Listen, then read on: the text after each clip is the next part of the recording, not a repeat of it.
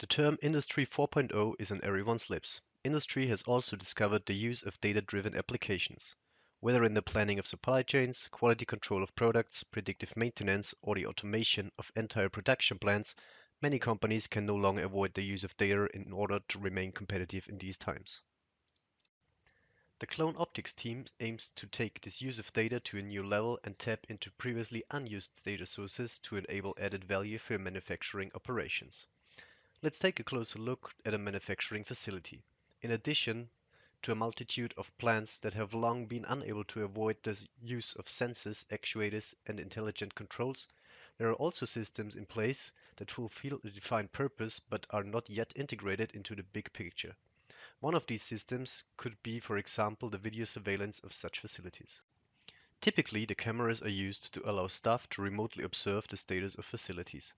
Thus, it is possible for a single employee to monitor several plants or parts of a plant on his own, which leads to a reduction of personal expenses for the company.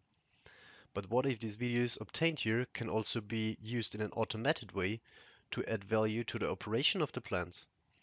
The goal of the Clone Optics project is to enable the use of computer vision for the detection of products in an industrial plant and thus to provide useful addition to the plant's sensor data or ideally to make some sensors completely obsolete. The biggest problem in realizing such an undertaking in the context of this project, however, is one factor. The University of Applied Sciences is not a manufacturing plant with the appropriate equipment, but a remedy for this has been found in the form of the Fischer Technic Learning Factory. The Learning Factory simulates a complete production process, from the delivery of raw materials to storage in a high bay warehouse and simulated production steps to automated sorting and delivery of the products. A camera is also implemented in the system, which can be used to monitor the entire process. Hi, I'm Sebastian. I'm the project manager of Clone Optics and was responsible for the overall system design, communication of the individual components of the system, as well as the project management and documentation. We have set ourselves the goal of being able to detect the stock level in the high bay warehouse by using the system's integrated camera. This saves time with the long delivery process in which the color of the workpiece has to be measured twice and thus makes the system less efficient. In order to set the new stock level in the system, it was necessary for us to develop an interface that allows us to manipulate the PLC's memory from the outside. For this purpose, we developed a method that translates messages from the MQTT protocol to the OPC UA protocol and forwards them to the controller. Hi, I'm Isabella. Suitable computer vision methods had to be found and implemented in order to determine the storage position of the system.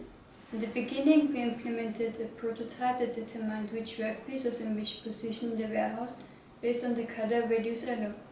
Later, we implemented and successfully tested different neural networks to detect the position of the stock.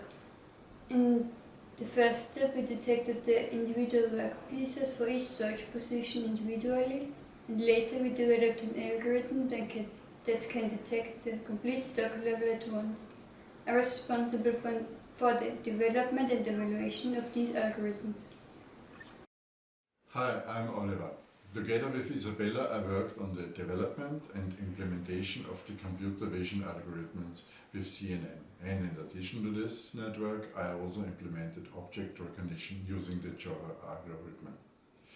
Initial to the mechanical play of the gears on which the camera sits, we had the problem that the workpieces are not always in the same image section. So we fitted the high bay warehouse with so-called Aruku markers. This way we could ensure that we always get the same image section, and this helped to detect the workpieces better. We were able to eliminate this problem with object recognition and therefore we are able to get rid of the previously necessary markers on the high bay warehouse. Hello, I'm Markus. Since Fischer Technic also provides CAD drawings of the system, we had the idea of generating a 3D model from these drawings and using this to obtain training data for our algorithm. This 3D model was implemented in the game engine Unity, which enabled us to automatically generate large amount of training data for our application and to train the algorithm with it. In a real-world application, We would be able to train such a system without downtimes of the plant and the associated costs for the customer. In this short clip, we want to demonstrate the function of our product.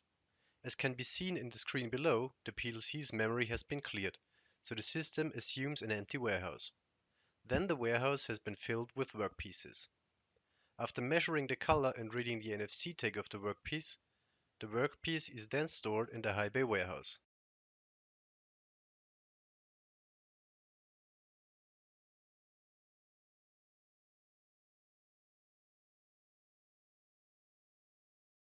When the crane is back in its home position after the storage process, a trigger message is sent, which triggers the detection of the storage status by our computer vision system. As can be seen, all workpieces were correctly detected by the Clone Optics system. The long delivery process would therefore no longer be necessary. This was a brief overview of our project. Thanks for your interest and all the best from the Clone Optics team.